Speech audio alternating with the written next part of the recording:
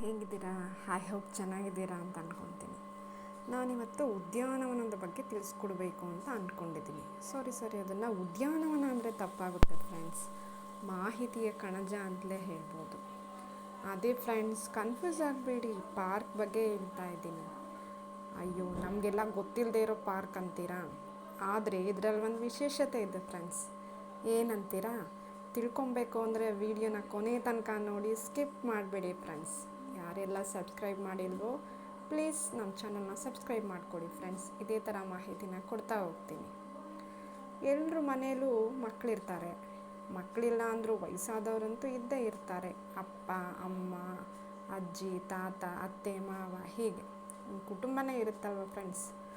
ಯಾರಿಗಿಷ್ಟ ಇಲ್ಲ ಹೇಳಿ ಪಾರ್ಕ್ ಅಂತ ಹೇಳಿದ್ರೆ?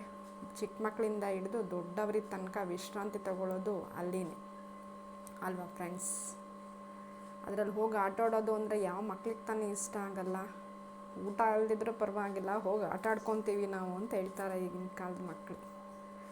ಅದೇ ಫ್ರೆಂಡ್ಸ್, ನಾನಿವತ್ತು ನಮ್ಮ ಬೆಂಗಳೂರಲ್ಲೇ ಇರೋ ಅಂಥದ್ದೇ ಒಂದು ಪಾರ್ಕ್ ಬಗ್ಗೆ ತಿಳಿಸ್ಕೊಡ್ತಾ ಇದ್ದೀನಿ ಫ್ರೆಂಡ್ಸ್. ನೀವೆಲ್ಲ ನೋಡ್ತಿದ್ದೀರಲ್ಲ, ಇದೇ ಎಂಟ್ರೆನ್ಸು ಫ್ರೆಂಡ್ಸ್. ಇದರ ಹೆಸರು ಕನಕಗಿರಿ ಉದ್ಯಾನವನ ಅಂತ. ಇದಿರೋದು ಗೋವಿಂದರಾಜನಗರದ ಹತ್ರ.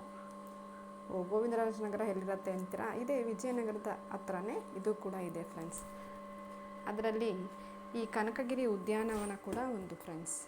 ಅಲ್ಲಿ ಜನರ ತುಂಬ ಇಷ್ಟವಾದ ಸ್ಥಳ ಕೂಡ ಇದೇನೆ ಫ್ರೆಂಡ್ಸ್. ಚಿಕ್ಕ ಮಕ್ಕಳಿಂದ ಹಿಡಿದು ತುಂಬ ದೊಡ್ಡವ್ರ ತನಕ ಎಲ್ಲರೂ ಬಂದು ವಿಶ್ರಾಂತಿ ತಗೊಳ್ಳೋದು ಇಲ್ಲೇನೆ. ಸಂಜೆ ಹೊತ್ತು ಬಂದು ಎಲ್ಲ ವಯಸ್ಸಾದವ್ರು ಕೂಡ ವಾಕಿಂಗ್ ಕೂಡ ಮಾಡ್ತಾ ಇರ್ತಾರೆ. ಇದ್ರ ವಿಶೇಷತೆ ಏನಪ್ಪ ಅಂತ ಹೇಳಿದ್ರೆ, ಇದು ಬರೀ ಪಾರ್ಕ್ ಮಾತ್ರ ಅಲ್ಲ ಫ್ರೆಂಡ್ಸ್, ಇದರಲ್ಲಿ ಮಾಹಿತಿಯ ಕಣಜನೇ ತುಂಬಿದೆ. ಸ್ಟಾರ್ಟಿಂಗ್ ಹೋಗ್ತಾ ಇದ್ದಂಗೆ ನಮ್ಮ ದೇಶದಲ್ಲಿ ಇರ್ತಕ್ಕಂಥ ರಾಷ್ಟ್ರಪತಿಗಳ ಭಾವಚಿತ್ರಗಳನ್ನ ಹಾಕಿದ್ದಾರೆ. ಮತ್ತು ನಮ್ಮ ದೇಶದಲ್ಲಿರ್ತಕ್ಕಂಥ ಪ್ರೇಕ್ಷಣೀಯ ಸ್ಥಳಗಳ ಬಗ್ಗೆ ಮಾಹಿತಿ ಇದೆ. ಹಾಗೆ ನಮ್ಮ ಜ್ಞಾನಪೀಠ ಪ್ರಶಸ್ತಿ ಪುರಸ್ಕೃತರಾದಂಥ ಕುವೆಂಪು ಅವರು, ದ ರಾ ಬೇಂದ್ರೆ ಅವರು, ಎಲ್ಲರ ಬಗ್ಗೆ ಕೂಡ ಇದರಲ್ಲಿ ಮಾಹಿತಿ ಇದೆ. ಅವರದು ಒಂದು ಸ್ಟ್ಯಾಚುಸ್ಗಳಾಗಿರ್ಬೋದು, ಆ ಕೆತ್ತನೆಗಳಾಗಿರ್ಬೋದು, ಎಲ್ಲ ಕೂಡ ಎಲ್ಲರ ಮನಸೆಳೆಯುತ್ತೆ. ಯಾರಿಗೆ ತಾನೇ ಇಷ್ಟ ಆಗಲ್ಲ? ಮತ್ತು ವಯಸ್ಸಾದವ್ರು ಕೂತ್ಕೊಳ್ಳೋಕ್ಕೆ ತುಂಬಾ ಜಾಗ ದೊಡ್ಡದಾಗಿದೆ ಫ್ರೆಂಡ್ಸ್. ಅಲ್ಲಿ ತುಂಬಾ ರೆಸ್ಟ್ ಮಾಡ್ಬೋದು, ವಾಕಿಂಗ್ ಮಾಡ್ಬೋದು, ಹೀಗೆ ತುಂಬ ಅಂದರೆ ತುಂಬ ಉಪಯೋಗ ಆಗುತ್ತೆ ಫ್ರೆಂಡ್ಸ್. ಹೀಗೆ ನೋಡ್ತಾ ಹೋದರೆ ಅದರಲ್ಲಿ ತುಂಬ ಜಾಗ ತುಂಬಾ ದೊಡ್ಡದಾಗಿದೆ. ವಾಕಿಂಗ್ ನೀವು 2 ರೌಂಡ್ ಹಾಕಬೇಕು ಅಂತ ಅಂದ್ಕೊಂಡಿರೋ 10 ರೌಂಡ್ ಹಾಕಿದ್ರೂ ನಿಮಗೆ ಸುಸ್ತಾಗಲ್ಲ. ಎಲ್ಲ ನೋಡ್ಕೊಂಡು ಓದ್ಕೋತಾ ತಿಳ್ಕೊತಾ ಹೋದರೆ ನಿಮಗೆ ನಾನು ಓಡಾಡಿದ್ದೀನಿ ಅನ್ನೋ ಫೀಲಿಂಗ್ ಕೂಡ ಬರಲ್ಲ, ಅಷ್ಟು ದೊಡ್ಡದಾಗಿದೆ. ನೀವು ಇದೇ ರೀತಿ ಎಷ್ಟು ರೌಂಡ್ ಬೇಕಾದರೂ ಹಾಕ್ತಾ ಹೋಗ್ಬೋದು, ದಿನ ಕಳೆದ್ರೂ ಗೊತ್ತಾಗಲ್ಲ, ಅಷ್ಟು ಚೆನ್ನಾಗಿದೆ ಇದರಲ್ಲಿ.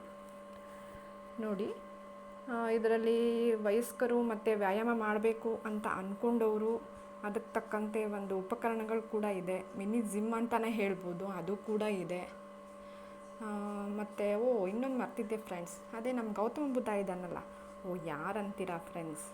ಅದೇ ಯಾರ ಸವಾಸನೂ ಬೇಡಪ್ಪ ಅಂತ ಸನ್ಯಾಸತ್ವ ತಗೊಂಡನಲ್ಲ ನಮ್ಮ ಸಿದ್ಧಾರ್ಥ, ಆತನ ಪ್ರತಿಮೆ ಕೂಡ ಇದೆ ಫ್ರೆಂಡ್ಸ್. ಯಾರು ಬೇಡ ಅಂತ ಆತ ಅಲ್ಲಿ ಹೋಗಿ ದೀಕ್ಷೆ ತಗೊಂಡ, ಆತನ ಪ್ರತಿಮೆ ಕೂಡ ಇಲ್ಲಿ ಇಟ್ಟಿದ್ದಾರೆ. ಅದ್ರ ಬಗ್ಗೆ ಕೂಡ ಮಕ್ಕಳಿಗೆ ನೀವು ತೋರಿಸಿ ಇನ್ಫಾರ್ಮೇಷನ್ನ ಕೊಡ್ಬೋದು ಫ್ರೆಂಡ್ಸ್. ಒಟ್ಟಿನಲ್ಲಿ ನೀವು ಹೇಳೋದಾದರೆ, ಯಾವುದಾದ್ರೂ ಒಂದು ಸಂಡೇ ಮಿಸ್ ಮಾಡದೆ ಮಕ್ಕಳನ್ನ ಮತ್ತು ನಿಮ್ಮ ಫ್ಯಾಮಿಲಿನ ಈ ಪಾರ್ಕ್ಗೆ ಕರ್ಕೊಂಡು ಹೋಗಿ ಫ್ರೆಂಡ್ಸ್. ಅವರು ಖುಷಿ ಪಡ್ತಾರೆ ಮತ್ತು ನೀವು ಖುಷಿ ಪಡ್ತೀರಾ. ನಿಮ್ಗೆ ಸಾಕಷ್ಟು ಮಾಹಿತಿನೂ ಸಿಗುತ್ತೆ ಫ್ರೆಂಡ್ಸ್. ಮತ್ತು ಮಕ್ಕಳು ಕೂಡ ಆಟ ಆಡಿ ಸಂತೋಷ ಪಡ್ತಾರೆ. ನೀವು ಕೂಡ ನಿಮ್ಮ ಫ್ಯಾಮಿಲಿನ ಒಂದು ಒಳ್ಳೆ ಜಾಗಕ್ಕೆ ಕರ್ಕೊಂಡು ಹೋದೆ ಅಂತ ಅನುಭವ ಹಂಚ್ಕೊತೀರ.